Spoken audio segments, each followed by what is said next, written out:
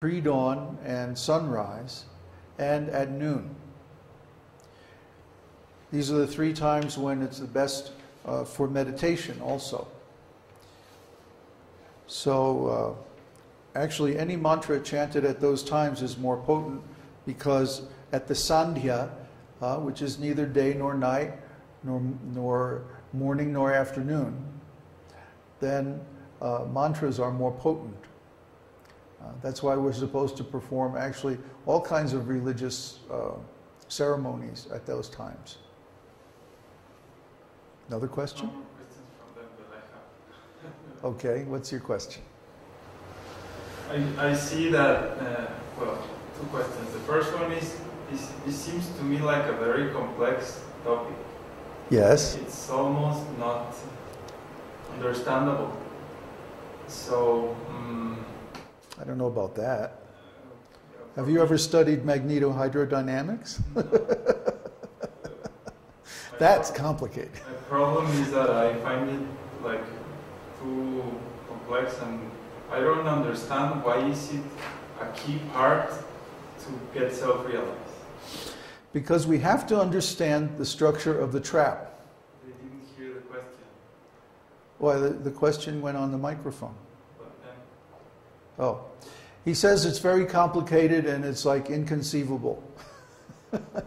Why do we need it to become self-realized? Because we have to understand the structure of the trap.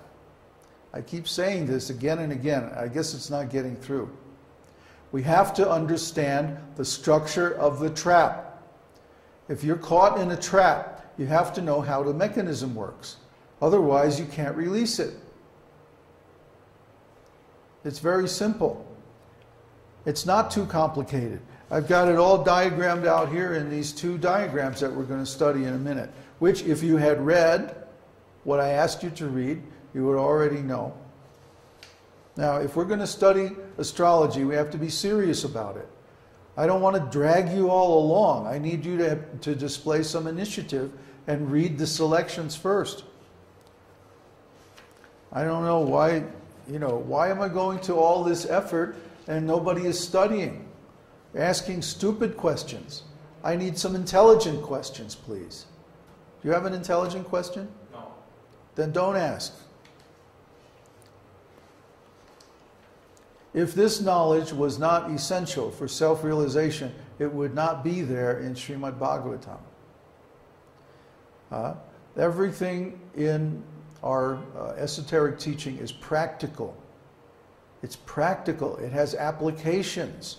Simply because you're too lazy to clear up your misunderstood terminology and then you think you don't understand anything, that's not the fault of the scriptures. That's our fault. If we're too lazy to study, if we're too lazy to clear up our misunderstood terms, then we're going to be left with a hole in our memory, a hole in our comprehension. That's the symptom of misunderstood terms. And you're displaying those symptoms by asking these kind of questions. Duh, I can't understand it, it's too hard. No, it's not. Come on. You understand things that are a lot more complicated than this. I've seen it. You have to take the time and the effort to clear up your misunderstood terms. That's part of being a student. I can't do that for you, and you shouldn't expect me to. I want quality students. I don't want cheap students. I can't think for you. You have to do it yourselves. You have a question, I'm sorry, it's too stupid. What is your question? Why is this important to self-realization? I understand that you say for getting out of the trap, but the only trap I see is Maya. So how is Maya working? Oh, he just tries to make us enjoy. No. How is Maya working? That's what Maya does, is that she tries to make us enjoy. But how is Maya working? That's described here in the section that I just read. How is Maya working? It was just described. I just described it. Well, yes, But because you didn't read the assignment, and you didn't study, and you didn't clear up your terms, you don't understand anything. I read it, but it doesn't mean I will understand. You don't understand it because you didn't clear up your misunderstood terms.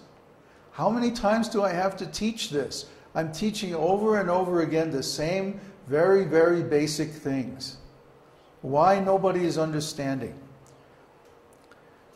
The three modes of material nature are the potencies. But then you say you don't understand. I don't understand why the quadruple expansions and why the expansion of the expansion. Why? And why is that important to get self-realized? Why? This is a symptom of Western education. Why? Why this? Why is the sky blue? Why do you wear funny glasses? I mean, why? Because that's the way it is. The sky is blue because it's blue. There's a quadruple expansion because that's the way Krishna did it. I don't ask that. That's exactly what you ask. You say, why the... You ask, and I told you why it's important, because that's the structure of this transcendental ontology. That's because you're not following this teaching. You're off speculating or something. I don't know where you are, but you're not following my instructions. You're not clearing up your misunderstood terminology, and so then you go, duh, I don't understand it. Well, I'm sorry. What can I do? Too much work. What can I do? How can we understand? I mean, we talk about the three modes of material nature, but what's behind the three modes of material nature? Why are there three modes of material nature? Or more like, how do they work? These three goddesses are all different energies of the Supreme Personality of Godhead in different functions. One function is to create the material universe, one is to maintain it, and the third is to destroy it. That's all very clear. I don't understand why you don't understand. What's not to understand? It's so clear. I understand the three modes and all that. Yeah. So what's behind the three modes? What's behind? It's like saying, I understand that a car has four wheels. Now, how do the four wheels work? One is the drive wheel, the other one is the steering wheel, you know. They all have different functions. So, what are those functions? And how are they related to God? Okay, that's the important question here. How are the functions of the modes of material nature related to God? Because all of astrology, all of Jyotish, is just about the different actions and reactions of the three modes of material nature. And that's what we see. He begins right in the beginning. He says, the principal evolver, who is both perceptible and imperceptible. Okay, so we can understand the perceptible part, which is the three modes of material nature. Now, what about the imperceptible part behind it? What's under the hood?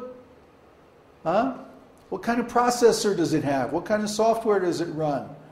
I mean, we have to understand these things or we won't know how to repair it when it breaks.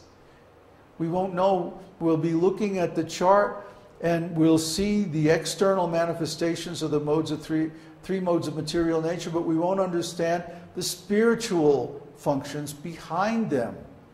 So it won't make any sense to us. The same bewilderment that you're feeling hearing about this, you're going to feel when you look at an astrological chart. And then you're not going to be able to give a reading that goes beyond the superficial level. This is what's wrong with Vedic astrology in the West. This is why all the Vedic astrologers in the West are having problems in their spiritual lives. This is why they're fighting with each other. This is why they're getting into all kinds of esoteric, complex, unnecessary details of astrology because they're trying to go deeper and deeper into understanding the three modes of manifest energy, God's external potency, and they're not putting any effort into understanding God's internal potency. So how do the spiritual energies reflect in the material energy? It's like trying to put a picture together from its reflection on the waves of a river. Just like Bhagavad Gita talks about, there is a tree with its roots up and its branches down. Well, what kind of a tree is that? We see a tree reflected in water.